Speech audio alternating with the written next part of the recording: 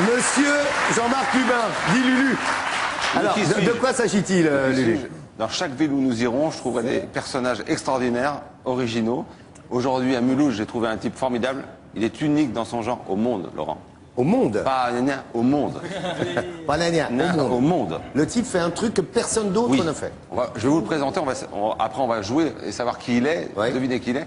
Bertrand, lève-toi mon chouchou. Bertrand, mesdames, messieurs, qui est... Bonjour Bertrand. Voilà. Bonjour. Alors, avant que Bertrand vienne me rejoindre, on va faire un petit jeu. Grâce à 3 indices, vous allez essayer, vous, devant votre... Alors, cherchez vous aussi à la maison. Hein. Devant vos postes de... Alors, 3 indices. Qui suis-je? On va essayer de trouver. Voilà. Une musette. Une musette. J'en connais qui partent avec un sac à dos, qui rentrent avec des musettes. Ouais, ça c'est pas le Tour de France. Hein, voilà. Est-ce qu'ils mettaient des outils dedans? Des outils dehors. D'accord. Est-ce que c'est un grand équipementier de sport qui l'a conçu? Pas du tout. Non. Pas du tout. Non. Mettez son repas dedans? Pas dans celle-ci, mais c'est possible. Deuxième indice, on n'y arrive pas. Deuxième indice. Alors, ça, Il y a 3 indices. Hein. Bon, une musette. Oui, je dis. Un casque. Il roule en moto. Exactement. Scooter. Non. En plus, moi, ça me va assez bien. Non, Voilà, alors ça, c'est un casque, casque français. Ça s'appelle une bourguignotte, à ma connaissance. Une bourguignotte. C'en est une. Casque de l'armée française. Tout à fait. Casque Alors, de l'armée française. deuxième une indice. bourguignotte. Deuxième indice. Est-ce qu'il porte ce casque quotidiennement? Non, parce qu'il est jeune quand même. Donc, il est Oui, pas- c'est vrai que... Non, le... Ah ouais, Bertrand. Jeune homme. Bon, alors on n'a pas trouvé. Troisième indice, Lulu. On va peut-être enfin trouver avec le troisième indice. C'est une carte de la région. De la région, oui. Ah oui. Oula.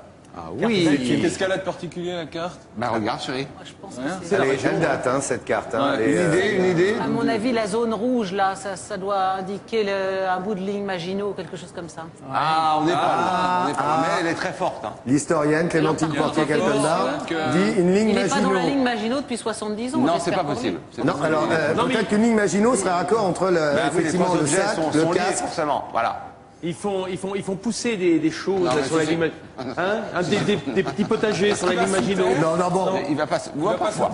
Non, on n'a pas trouvé. Lulu, de quoi s'agit-il? Bah, il va venir nous le dire. Bertrand, venez ici, mon ami. Venez nous Bertrand, rejoindre. venez nous Je veux retrouver. dire, Bertrand, parce que c'est pas tous les... Mettez-vous là.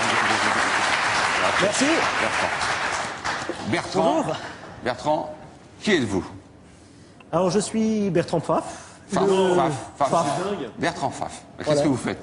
Donc je suis le président de l'association Mémorial Maginot de Haute-Alsace.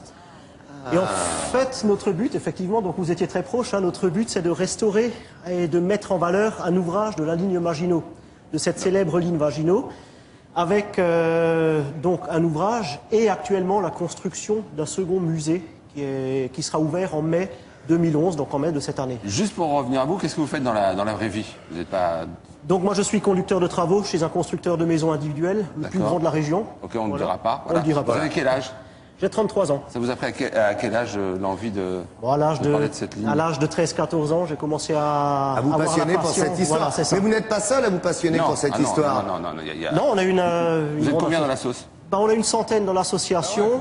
Mais ils sont pas tous là aujourd'hui. Non, malheureusement, On en a ils ont quelques- Vous êtes pas venu avec vos camarades? Voilà, c'est Alors ça. voyons l'association d'Annie Maginot. Et voilà. Il y a des gens de tous âges, il y a des gens de tous âges.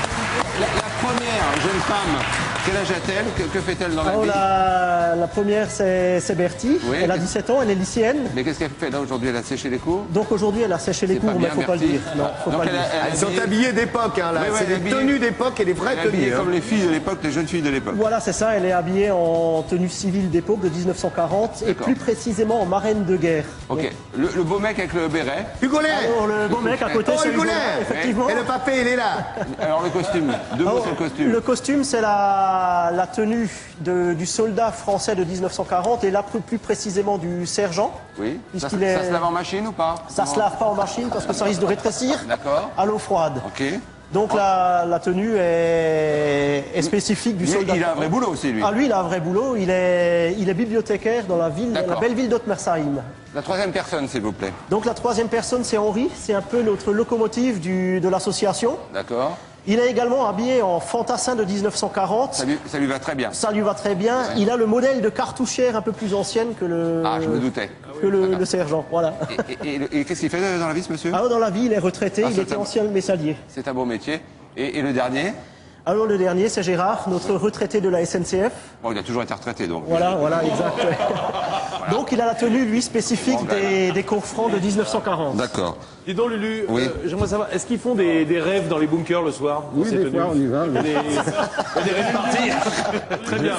Je suis ton père. Non, c'est formidable cette association, l'association de la ligne Maginot. Vous êtes installé ici, évidemment. Voilà. Juste dans la un petit région mot, de parce qu'il y a une philosophie. On fait pas ça juste...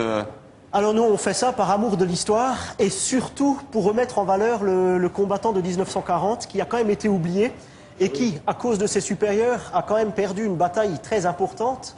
Et finalement, le combattant de 1940, lui, s'est battu.